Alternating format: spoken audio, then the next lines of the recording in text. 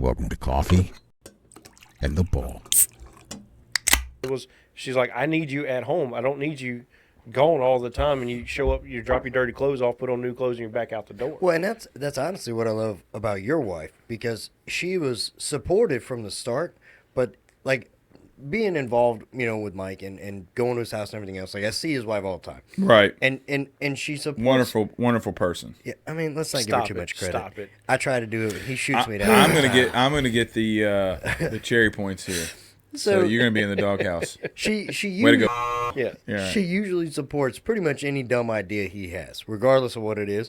But she has been 110%. Like, she's come in. She was here for our first episode.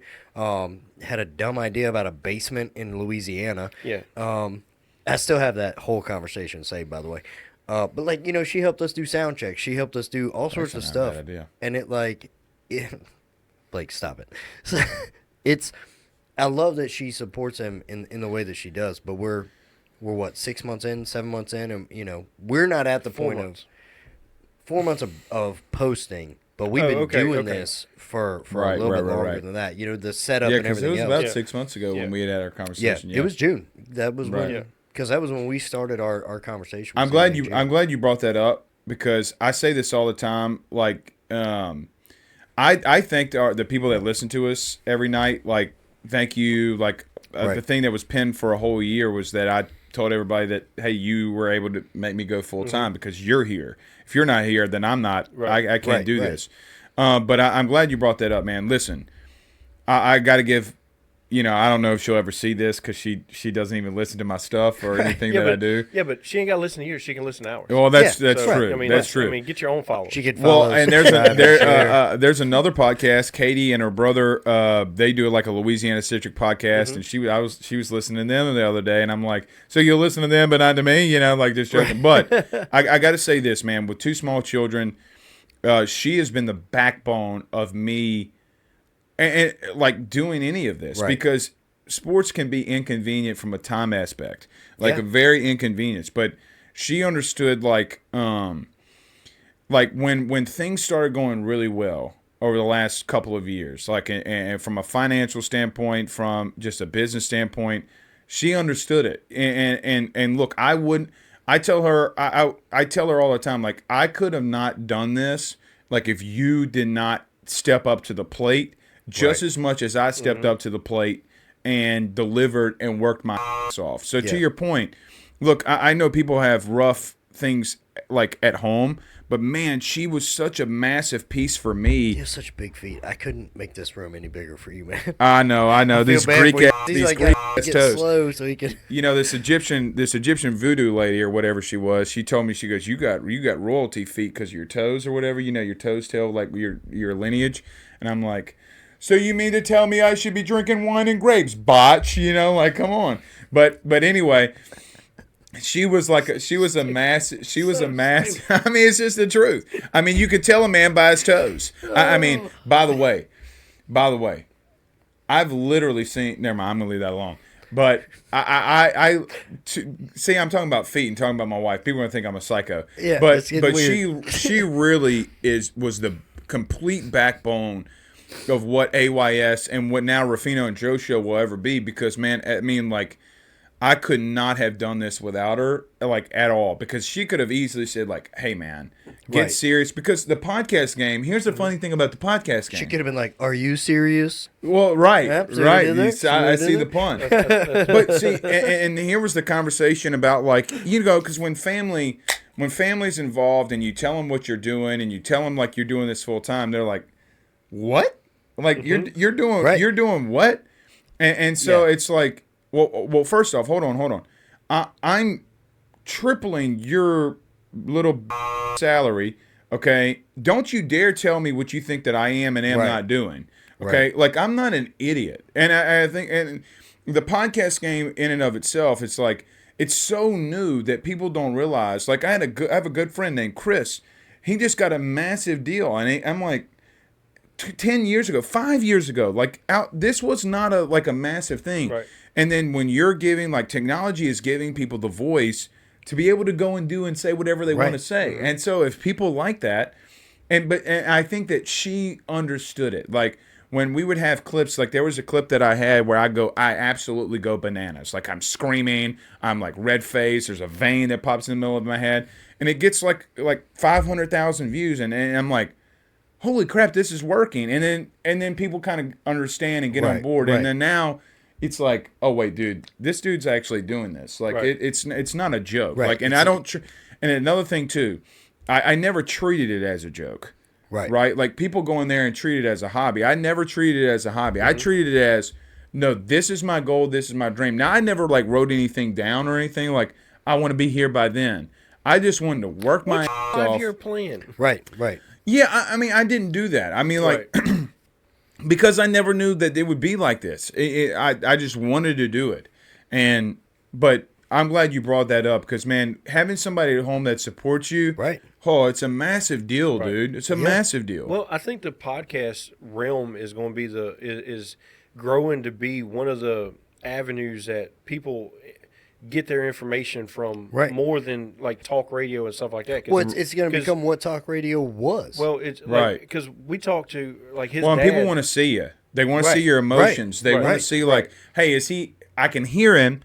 But is his mannerisms like, is he joking? Right. Well, it's you know, like his dad, before we got started, he had talked to his dad, and his dad's like, you know, when he had told him what the premise of the podcast was going to be, he's like, you know how much this would have helped me years ago, going to and from work, versus listening to, you know, people prank calling each other on the phone and honestly just being goofiness on the radio, because I get, you know, at the time they were trying to just be funny or whatever, but people are looking for something that's more genuine in that they can see themselves in. Without a doubt.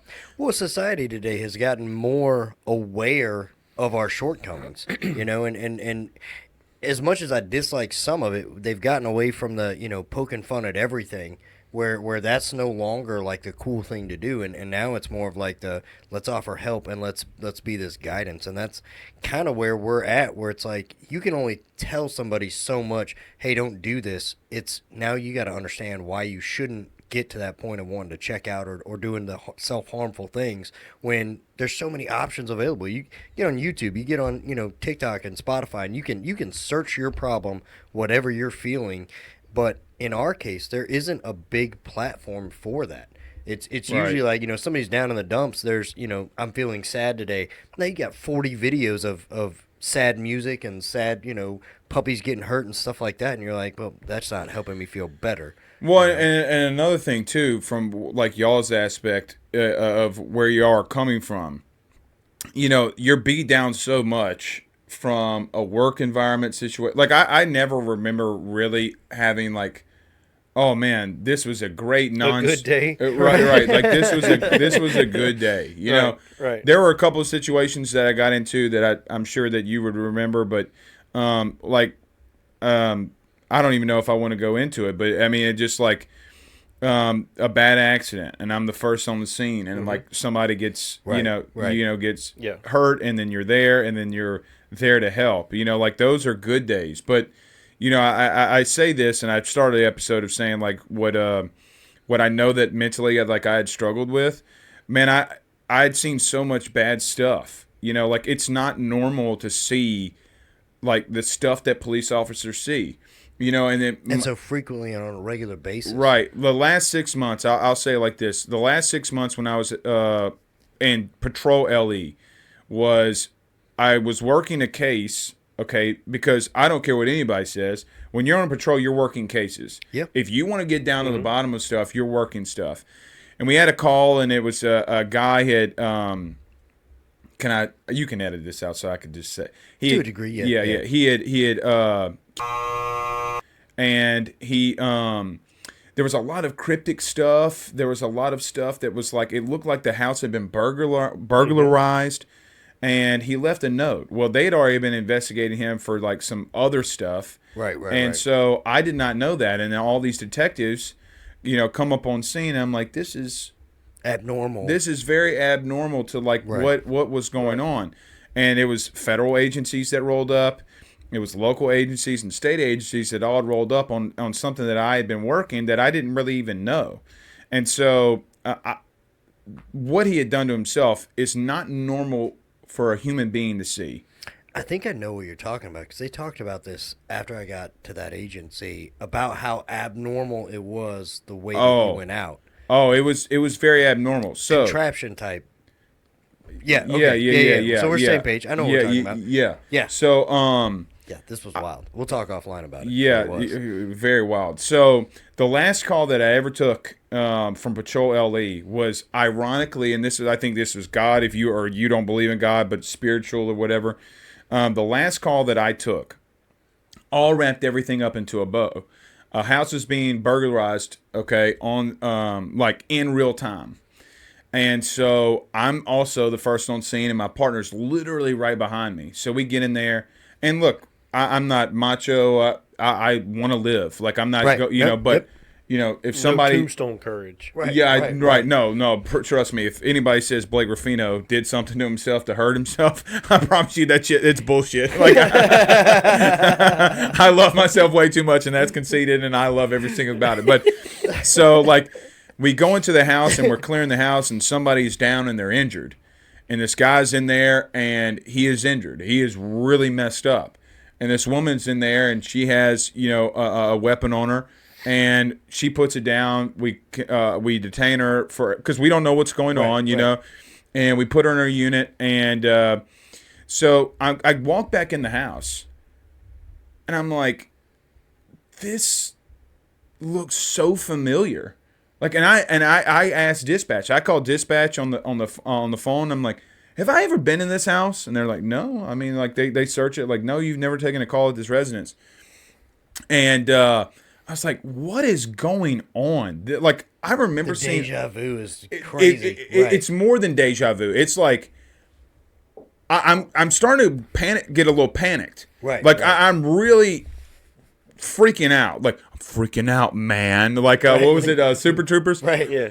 I'm freaking out, man. So. For whatever reason, I felt like Dr. House, if you've ever watched the House series. Right. Somebody said something and I had an epiphany. And I went back to a call that I'd taken 6 months beforehand. All the stuff that had been stolen was in that house. Everything. Pictures, bobbleheads, weapons, labels of specific narcotics. And I'm like, what is going on? So, not to get into too much detail, literally in 100 man hours that I had felt like that I had worked on this, literally in 30 minutes, case done.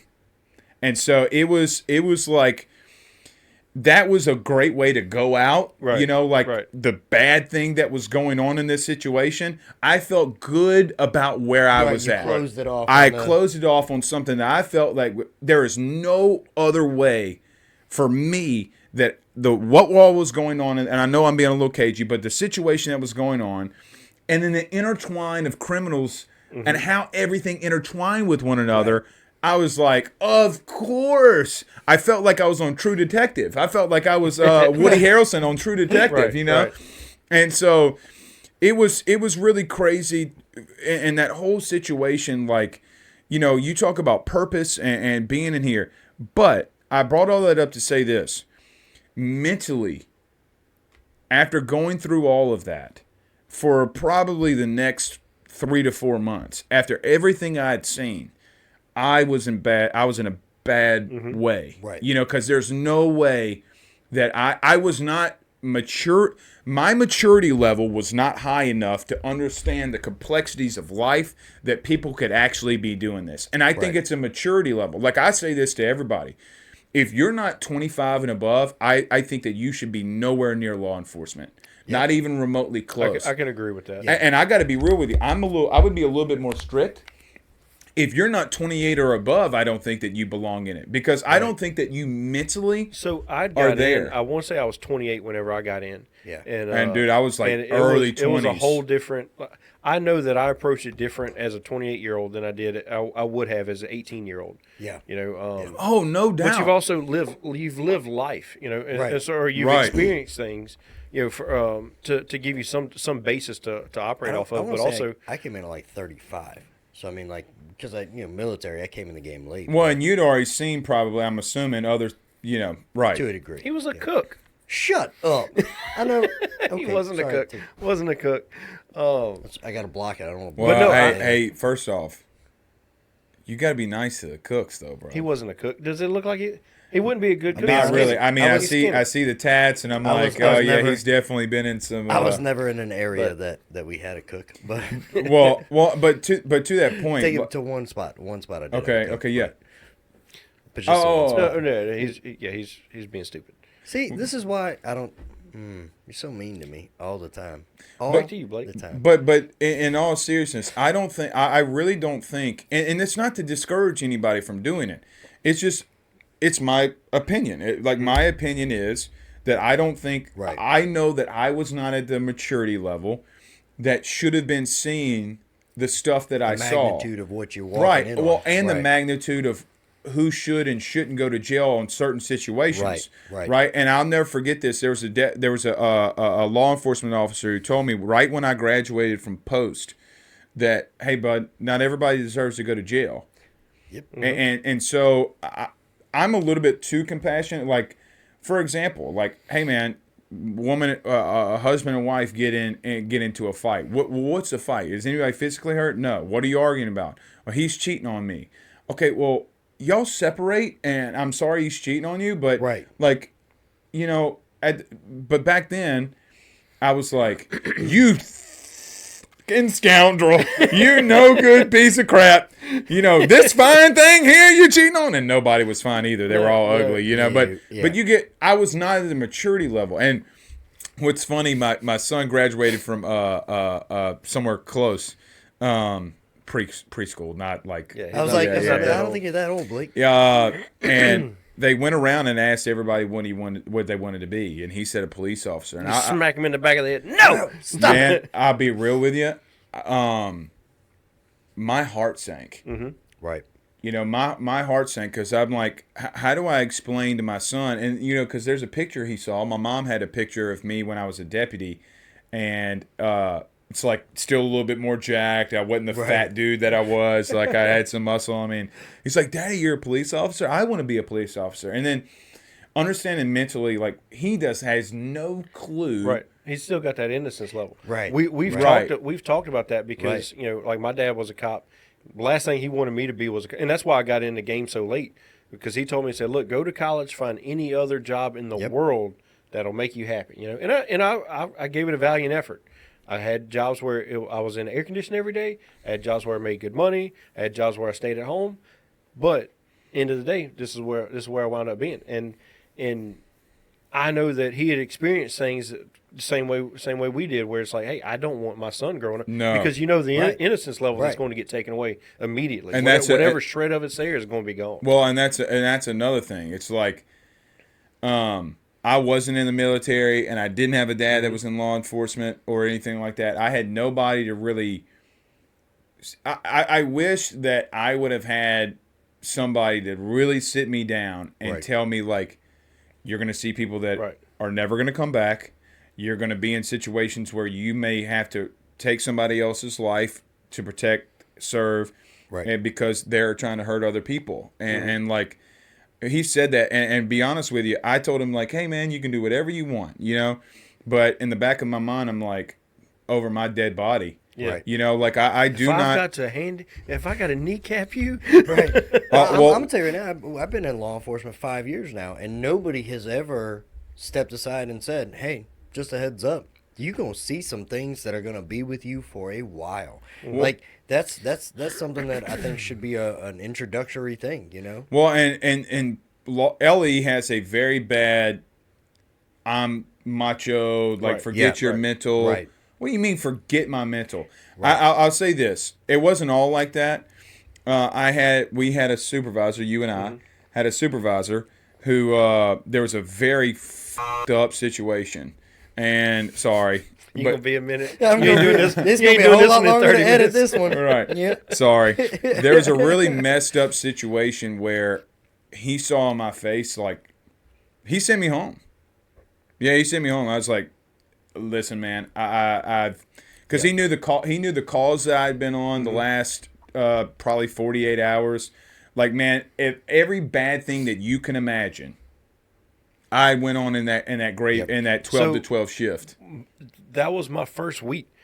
That was my first week. when I because- got sent home. Yeah, because it Yeah. was we were on our way to one of the houses, and Scott had told me, he's like, look, he said we're gonna go meet Blake on this call or whatever, and he said he's had a Grim Reaper on his back for a while, because it was like if somebody was going to enter the afterlife, I would they go were- to an alarm. They were waiting for him a to be there. burglary alarm. Yeah, Somebody it be was dead, not even you know? joking. Just surprised. There's a dead body. You Right. know? Dude, And, like 32 Gosh. in a weekend. 32. Now, it was a little different because a lot of people just like, you go to calls where like, you know, hey, this person maybe have passed away or Right. Not all of them were like that, Right. but there were some. And when you see that, dude, Yeah. it was. And Scott kept sending me like he'd text me like a Grim Reaper, you know, like he goes every We call. got out. This was my introduction to the unprofessional side of cops, because Right. Scott and y'all are going to meet Scott one day. Him being on here, Jesus. Retired NOPD. He'd been, 20 years at NOPD or 25 Yeah, years, something like that, yeah. And then another 5 or 10 years with the sheriff's office. And so this is a man who's done. He's done He's all seen of it all. Right. You know, At one of the there's- highest. and so Yeah. it's he worked Bourbon Street in New Orleans. So there's not much that man has not experienced. Right. And so I'm sitting there, again, I'm still green. Like I think I just got my radio that day. We get out on this call, Which is so wild. and as he's walking up, Blake's walking up to the house. We pull up. Scott gets out, and he goes. He imitates being a Grim Reaper.